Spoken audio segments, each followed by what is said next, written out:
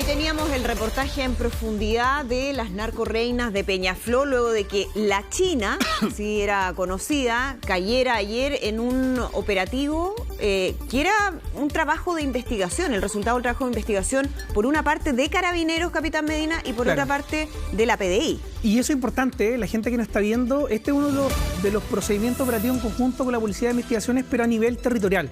Es decir, esto nace con las distintas denuncias que hizo los vecinos por disparos injustificados, y tanto Carabineros de la 56 Comisaría de Peñaflor como la Policía de Investigaciones también comenzaron a hacer sus diligencias junto a la Fiscalía, y en un momento de esa investigación se cruzaron. Y se dieron cuenta que las investigaciones eran de las bandas rivales, y lo que logró en esta intervención, que fue el día lunes, es la detención de ambas líderes, además también de la incautación de armamento, de droga y de todo lo que estaba vinculado a estos delitos que tanto temor le generan a la gente de las praderas. Bueno, una situación que de verdad le viene muy bien a la gente de bien del barrio, porque era un verdadero dolor de cabeza, no solamente este narcotráfico, ¿no? Este microtráfico que se daba en el sector, sino también la guerra de estas bandas rivales, Sergio. Es una guerra antigua, no es una guerra nueva, es una guerra que resurge, y esto tiene que ver con que la policía llega, había una investigación de Carabineros, había otra investigación de la PDI, en paralelo se unen al final del día, había más de 20 denuncias, entiendo que esto comienza a surgir a mitad de este año y terminamos 6 meses después con una investigación. El otro día la abordábamos como larga, decíamos, porque esto no se detiene en flagrancia. Y yo entiendo que eso sucede para poder dejarlos presos, definitivamente, ¿no? Claro, es importante y explicarlo también. Es por eso mismo. Hay un proceso investigativo donde se posicionan los distintos blancos, se solicitan las órdenes de detención a las personas que están involucradas, se determinan también el nivel de, por ejemplo, la organización. ¿Quién es el líder? ¿Quién cumple, por ejemplo, la función de la cobertura? ¿Quién es el que vende? ¿Qué producto? Todo. Y eso se hace en el proceso investigativo y se solicitan estas órdenes también de ingreso a 24 inmuebles, además de la orden de detención de estos blancos que fueron detenidas principalmente porque estaban estas dos bandas lideradas por mujeres, y que fueron las detenciones que se hicieron junto a la Policía de Investigación. Ese es un punto importante, porque uno de los temas llamativos, Sergio, de este caso de lo de Peñaflor es que son principalmente mujeres quienes están a cargo, en la cabeza de estas bandas. Tú tienes ahí la gráfica con cada una de ellas, para que lo expliquemos. Son las que ustedes están viendo en pantalla, las titulamos como la caída de las narcorreinas, porque es un fenómeno delictual nuevo en Chile que tiene que ver con el rol que han asumido ciertas mujeres en el narco. En el narco, porque siempre las mujeres, yo lo decía el otro día, eran las burreras, eran roles menores, pero en cambio ellas son quienes comandan estas bandas, pues. Comenzamos con Antolina Marchán. Es conocida Antolina Marchán porque era del clan Los Marchán, que en Los Espejos, en todas esas zonas, eran bien conocidos. Ella está en la cárcel, está condenada a 15 años de cárcel por tráfico de droga. Cuando se levanta a Antolina Marchán, son más de 300 kilos de droga, de distintos tipos de droga que se le encuentran. En la cárcel, además de amenazar a Manuel Monsalve, le hace el típico gesto de la guillotina cuando lo ve pasar. Se cruzan en una enfermería. Y porque Monsalve estaba en una cárcel, digamos, común, después cae en Capitán Llaver a propósito de esta amenaza. En Rancagua estaban. En Rancagua. Y se cruzan en la enfermería, ella le hace el gesto de la guillotina, y ahí Monsalve denuncia esta situación y lo trasladan. Qué beneficioso para él fue esto, ¿no? Sí. Porque pasó de una cárcel común hacia una cárcel de cuello y corbata, por así decirlo, a propósito de la amenaza que le hizo Antolina Marchán, una narco conocida del sector norponiente de Santiago, o poniente, digamos, sus hermanos son conocidos también. Ella conoce a Sabrina Durán, a la Ina, en la cárcel, y en la cárcel se hacen pareja, un narco-romance se le llaman, y como es sabido, desde la cárcel hacen videos, hacen TikTok, hacen distintos tipos de redes sociales, difusión, ¿no? Y así se conoce que tenían un romance. Luego la Ina sale de la cárcel, Sabrina Durán se llama, y era quien dominaba el negocio de la droga que había heredado de su padre. Su padre, que fue baleado en Recoleta, igual que uno de sus parientes, poquito antes que la balearan a ella. O sea, es un drama, una historia de fuego y droga en el caso de ella. Ella domina entonces el negocio de la droga en Padre Hurtado, en Peñaflor, en toda esa zona, digamos, no rural, pero no urbana tampoco del Gran Santiago, ¿no? La parte más, como más en la periferia. Y hay una persona que está en prisión preventiva ya por el asesinato de Sabrina Durán. Esto ha sido, digamos, bajo cuerdas, no ha habido noticias de esto, pero a ella, y los videos que todos conocimos hace 2 años, en 2023 fue esto, la asesinan en plena calle. Más de 7 tiros le dan, le roban el auto también. Esto era por un encargo. Esto tenía que ver con disputas de bandas que se pelean territorios, básicamente, territorios donde accionar. Entonces, básicamente a Sabrina la matan en la calle, Antonella desde la cárcel hace todo un duelo, esto fue público, imagínense lo que significó para que niños, niñas, jóvenes vieran cómo una narco muere acribillada en la calle, su polola en la cárcel hace todo un tema en redes sociales, es de otro país, ¿no? Es llamativo lo que sucedió con ellas. Bueno, ¿qué pasó? Que Sabrina no operaba sola, Sabrina operaba con Carolina Rebolledo Montero, la china, que es su hermanastra y que tiene el doble de edad. La Ina murió a eso de los 23, una cosa como esa. Muy joven. Hace 2 años. Sí. Carolina Rebolledo Montero, la china, tiene algo así como 47, 47 si no me equivoco. años. 47 años, ¿no? Es la hermanastra. Son 9 hermanos en el caso de los Durán, le llaman el clan de los Durán. Yo le preguntaba a las autoridades que han estado vinculadas a la investigación si es que ella hereda el negocio de Sabrina, tal como Sabrina lo heredó de su padre, pero no. Arma su propia banda. Su propio negocio, lo decía ayer el fiscal, ¿no? O antes de ayer, cuando fue Arma su propio operativo. Claro. Arma su propio negocio, están vinculadas familiarmente, pero tenían negocios separados. Sí, pues. Y con soldados, ¿no? 4 personas cayeron. Con su 5 estructura. total. Claro. Tenían su estructura criminal también en base al tema de la droga, la disputa del territorio, y sobre todo que están aquí las 2 personas que lideraban ambas bandas, que tanto la investigación que llevaba la Policía de Investigaciones, que es con Nicole, y Carabineros de Peñaflor, que iba con Carolina. Ustedes estaban investigando entonces todo lo que tiene que ver con Carolina Rebolledo Montero, la china, que es la heredera, por así decirlo, de la Ina, hermana mayor, sigue el negocio de la droga, recluta a sus propios soldados, que también son todos familiares entre ellos. Estábamos revisando el otro día los nombres, son todos hermanos, primos y ese tipo de cosas. Y se enfrenta ¿a quién? Por el control territorial de Peñaflor, de ese lugar en particular, ¿no? Donde viene y donde están los bloques azules, las praderas se llama. A Nicole Palma Hidalgo. Nicole Palma Hidalgo no tiene antecedentes, no es una persona que ya haya pasado por la cárcel, que haya tenido casos de droga, pero era vecina de la china. Vecina, cuando digo vecina, ¿no? A un bloque de distancia. A un bloque de distancia. Y se empiezan entonces a disputar, cada una recluta a sus soldados, recluta a su gente, se empiezan a disputar ese territorio para el tráfico de droga.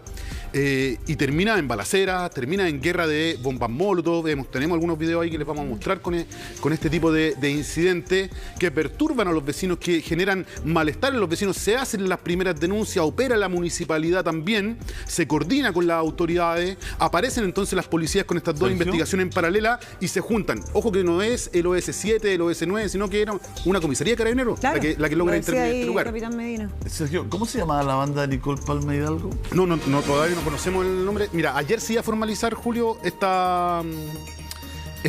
son clanes familiares más bien, ¿eh? No son como bandas así como los Tren de Aragua. Se hablaba de la Yoyi al principio. Esas eran las anteriores. La guerra de la Yoyi era con la Ina. Claro. Y ellas fueron desmanteladas, ¿no? Esta fueron es desmanteladas otra. en su momento. Y esta es otra. O Por lo sea, menos esa es la información que tenemos hasta ahora. Sí. Ayer se estaba haciendo la formalización, el control de detención primero, pero se suspendió. Estábamos nosotros en el control de detención y de pronto se suspende. Y eso porque habían prófugos todavía. Habían prófugos que fueron detenidos ayer en medio del control de detención.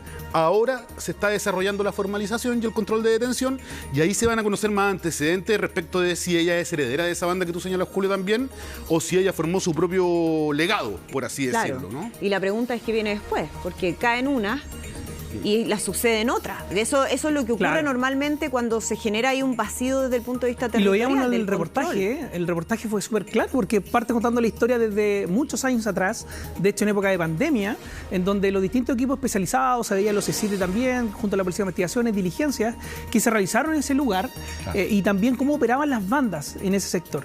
Y que después que fueron desarticuladas, que se incautó gran cantidad de droga, hablaban de que miles de dosis, hablaban cerca de 100 millones de pesos las ganancias.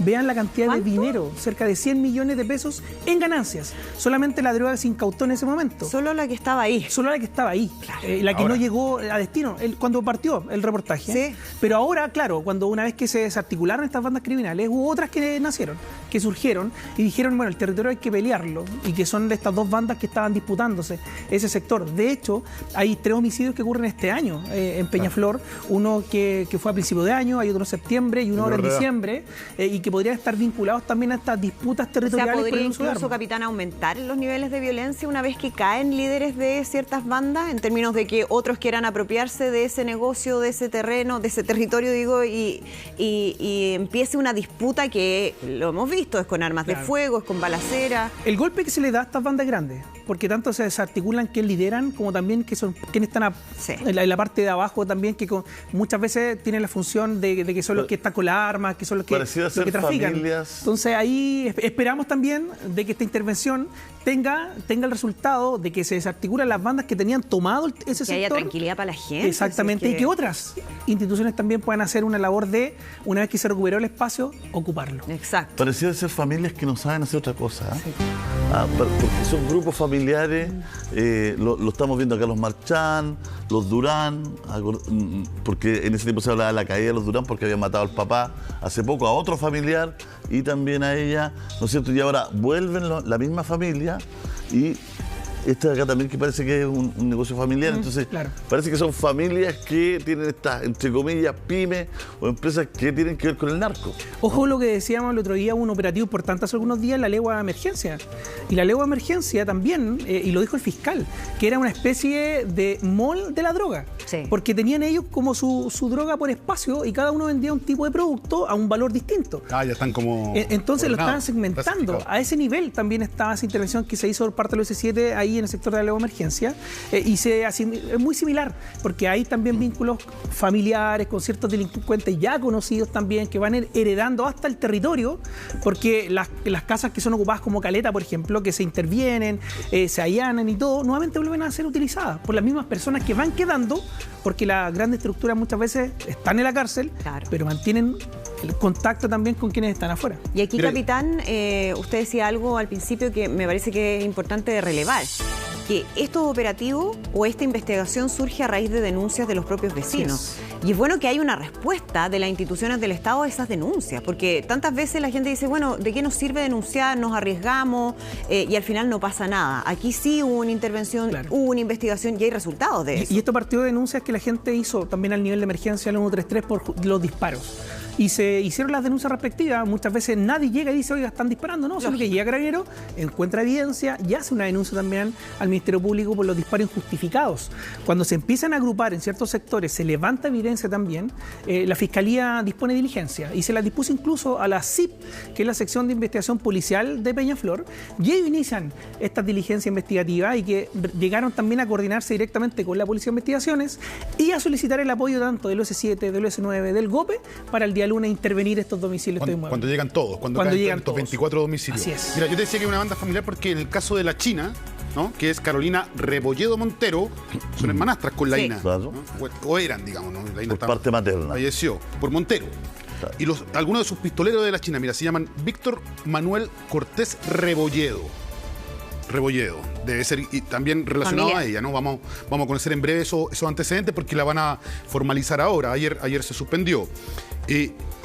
Luis Andrés Orellana Reyes, Christopher Orellana Reyes, hermanos, también pistoleros de la China. Y el último es Ronald Moyano Martín. Ahí no había relación de apellidos, pero los otros tres por lo menos sí tenían alguna relación. Claro. Es decir, son clanes familiares que se van expandiendo, que van coaptando al sobrino pequeño, al hermano chico, y de ahí van surgiendo. Fíjense que la historia de la familia Durán Montero es una historia del terror, que tan poco tiempo traficando, logran hacer usufructo, ¿no?, de ese tráfico, de esa plata que les llega, los autos de lujo, las redes sociales, las joyas, pero al poco tiempo, ¿cuál es el destino de todo? O la cárcel o la muerte. O mueren en enfrentamientos con la policía o con otras bandas, o los detienen y se van a la cárcel. Y ese es el futuro de estas personas que finalmente se vinculan al tráfico de droga y a la guerra de bandas. Nosotros analizamos los videos, yo le comentaba al capitán que no eran simples disparos los que estaban entre estas dos mujeres, entre estas dos lideresas del narco. Eran bombas molotov, eran verdaderas guerras que se dan en la calle. En enero de este año muere un chico de ¿cuántos años? 11 años. 11 años, en medio de un partido de fútbol. Ese homicidio está vinculado a la guerra de estas dos bandas.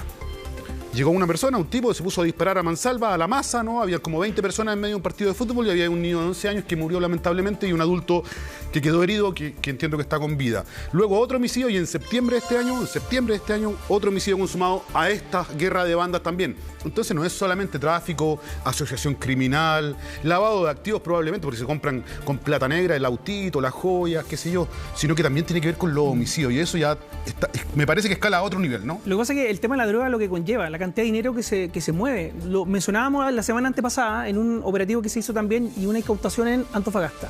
Un camión que llevaba cerca de 3,5 toneladas de droga, que fue decomisado, llevaba 2 veces el presupuesto de nosotros. Un camión ¿Cómo así? en droga llevaba cerca de 3 billones de pesos. Ah, del presupuesto todo carabinero. Era 2 veces nuestro presupuesto. Un camión de En droga. un camión. En un camión de droga. En un camión Así que es. fue ¿Cuánto es, encontrado perdón? en Antofagasta. Claro, de hecho el fiscal regional lo dice y causó harto revuelo, como él explicaba, decía él, si esa droga hubiese llegado a destino, porque no llegó a destino, Claro. esa droga estaba Cuesta evaluada en el mercado en 3 billones de pesos. Y nuestro presupuesto es 1,5 billones anual. Es decir, llevaba 2 veces el presupuesto carabinero. 150.000 millones el Así presupuesto, es. si no me equivoco, está bien, ¿o no? Y por ¿Cierto? eso Ese se era el entiende... nivel de droga. Ese es el nivel de lucro dinero del negocio que llevaban ahí. Y por eso Entonces, que se entiende por eso cómo es tan lucrativo para estas finalmente, bandas capitán, delictuales. estas bandas defienden el negocio como sea. Como O sea, sea. si hay que sacar, no sé, estoy pensando desde el punto de vista del enfrentamiento con las policías, van armándose, van subiendo el nivel de fuego que tienen porque tienen que defender este negocio que es muy lucrativo para muchos. Y ahí se desprenden otros delitos. Por ejemplo, el tema del robo del vehículo. Encargan también logística. Y muchas veces van de la mano también con el encargo a los delincuentes que se dedican a robar vehículos, por ejemplo.